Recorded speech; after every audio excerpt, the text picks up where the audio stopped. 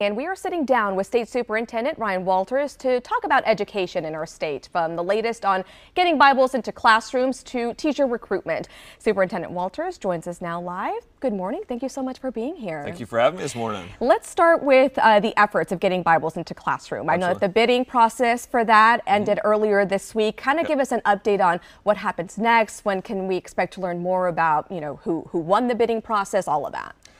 Sure. So the process is still ongoing. So next week, they'll go through and evaluate everybody who applied for it and everything else. So that's a, process I'm walled off from. So that'll still be ongoing next week. So maybe in the next couple of weeks, something will come out of that. But yeah, that's still going through that process of determining who the ultimate vendor would be there. Okay, now this Bible mandate, as you know, has sparked some controversy, and a lawsuit was also filed earlier this month. And the people filing the lawsuit say that this imposes your personal religious beliefs onto other people's children.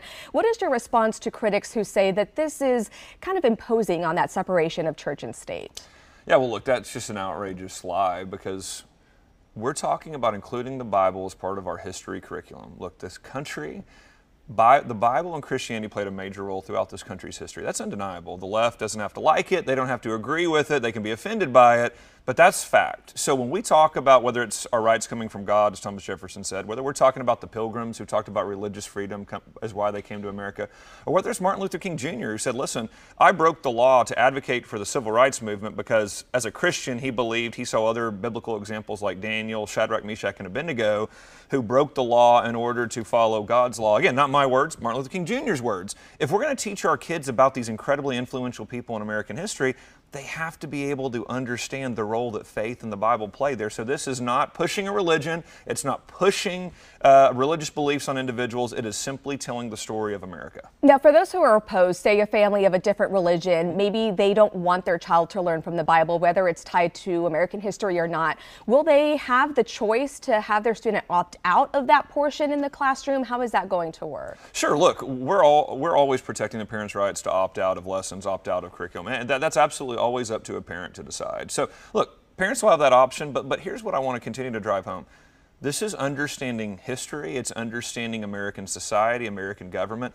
You can't censor what individuals throughout our history said was a driver for their decision making. Are we going to censor all the presidential speeches where they cite Bible verses? Are we going to block out part of Martin Luther King Jr.'s speeches and why he's referring to Bible verses for why he's doing the things he's doing?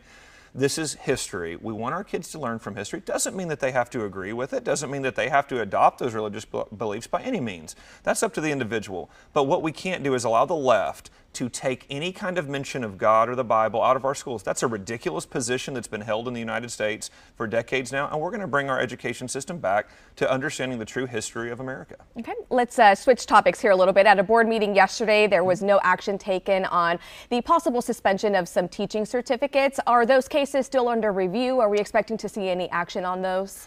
Great question. So what happened yesterday is, look, we had a surprise visitor. We had the Attorney General who did not renew the application for our attorney. So we had an attorney from the AG's office show up. And again, we had this open discussion for the public to hear of, look, there were some board members that believed there could be issues of conflict of interest. So they said, hey, look, can we get time to talk with the general counsel, talk to the board counsel, and move forward?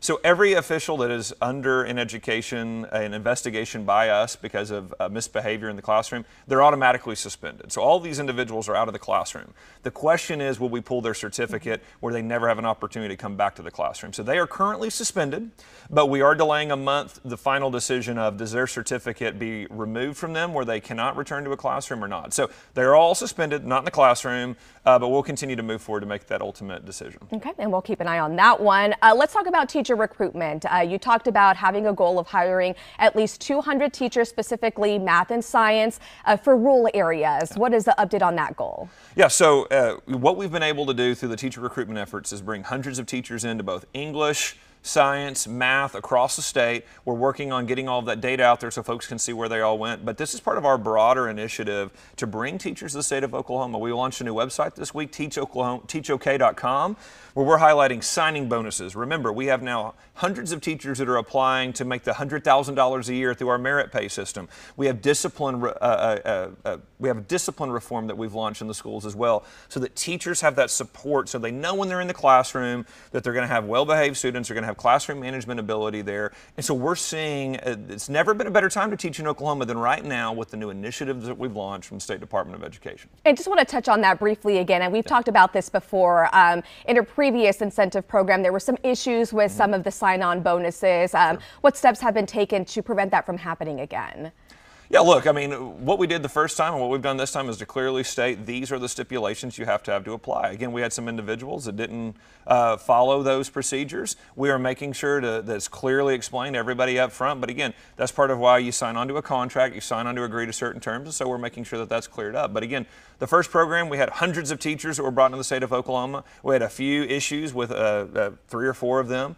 But other than that, we had hundreds of teachers that we brought to the state of Oklahoma, and so we're excited to continue doing that. Okay, and then finally, just want to talk about the department announcing the recipients of this year's Classroom Learning and School Supplies grants. Explain the purpose of the grants and who qualifies for, classrooms or teachers looking to maybe apply for next year. Yeah, sure. So one of the things that we're constantly looking to do is we're trying to find innovative ways to help support teachers, help teachers think outside the box, help teachers make sure that, hey, you want to try something new in the classroom, you have an idea, can we get grants out there to say, hey, try it. Why don't you buy these supplies, buy the resources, and try a new way of teaching? And so we're going to continue to push grants like this out so that teachers across the state can have access to more supplies and resources, especially when they have these unique ideas.